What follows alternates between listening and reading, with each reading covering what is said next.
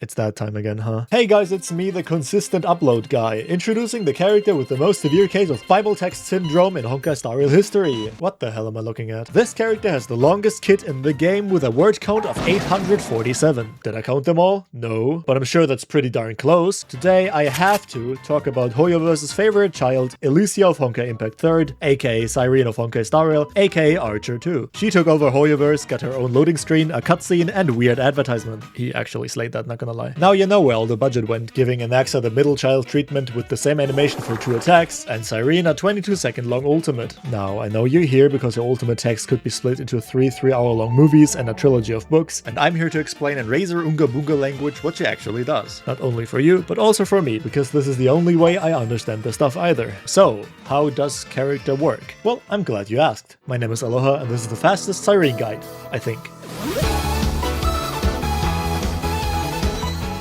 First, let's knock out the simple stuff of her kit. Cyrene is an Ice Remembrance character, very unique, I know. Her basic attack goes Pew, her skill lets allies deal some bonus true damage. Her talent is all allies deal 20% more damage. Is that it?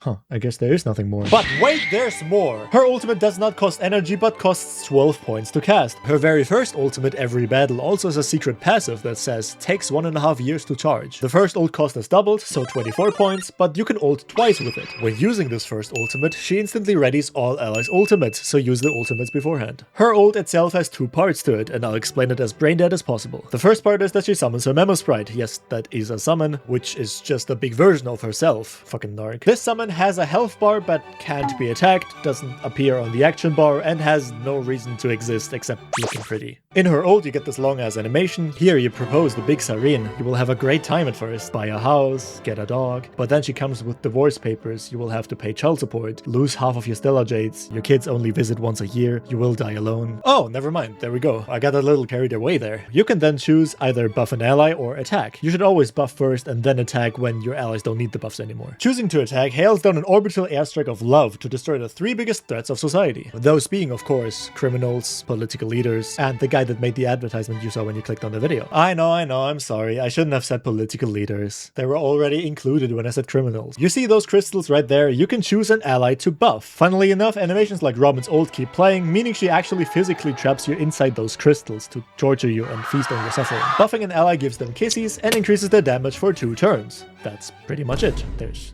nothing more. But wait, there's more! If the buffed ally is a crisis heir, they don't get the damage buff, but they get a different buff instead. Yes, Cyrene literally has a different ultimate for every single crisis heir. What the hell is this? The list of crisis heirs you can see here.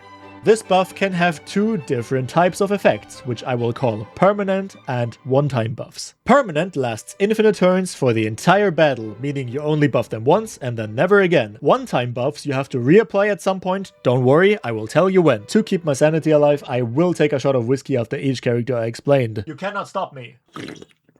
Oh wait, did I say after? Remembrance Trailblazer, permanent. Trailblazer and Mimi gain attack and crit rate and a special attack that automatically happens sometimes. This buff is alright, nothing crazy. Aglaea, one-time buff. She maxes out her speed stacks, gains energy, and deals way more damage while in her super duper cool state. Use the buff again when her Memo Sprite dies. Tribbie, permanent. Tribbie deals a little bit more damage. That's it, pretty ass. Mydei, one-time buff. Dear Mydei mains, you know how he sometimes goes into auto battle mode? Use the buff on him while he's in that mode and he gains crit damage and instantly uses his automatic move once for free. If you buff him while he's not in auto battle mode, he cleanses and action advances. This second part sucks. Wait with the buff until his auto battle mode starts. Castorice, permanent. Her ultimate charge can go up to 200% instead of 100%. When she ults, the more charge she had over 100%, the more damage her dragon does. This bonus is doubled against 2 or less enemies. Anaxa, one time, you get 1 skill point and Anaxa instantly takes turn. His next bouncy skill bounces more and all erudition characters in your team, probably him alone or him and the Herta, gain attack and skill damage. Reapply whenever you can. Hyacine, one time and permanent. When you buff her, she gets energy, permanently she heals more. Reapply when she needs energy. Cipher, permanent, deals more damage. That's it. Awesome.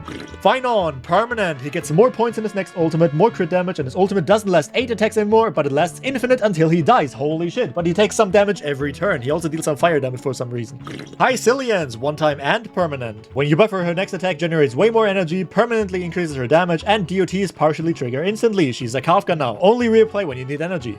Cerydra, permanent. Cerydra's buff gives the ally a bit more crit damage. She also gets more charges. Good, next.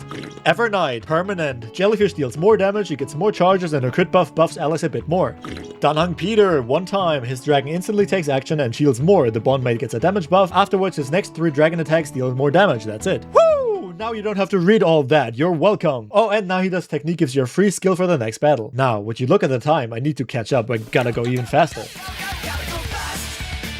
Her traces are just, she can buff Memo Sprites, old points in combat start, and damage buff at high speeds. Her Eidolons are Orbital Artillery buff, truer damage, NE3, another Orbital Artillery buff, NE5, and also Robin's ult, cause why the fuck not? For Relics and Ornaments, she wants this and this set, but you get it for free anyway. For stats, go HP, speed, HP, and HP unless you want damage. For substats, get HP, crit, and speed. For Lightcones, either Signature or Herta Shop. For her team, she's the support for literally any Crisis Air team. There, that's it, I'm done, I'm done! Fuck you, Hoyo, fuck you, goodbye!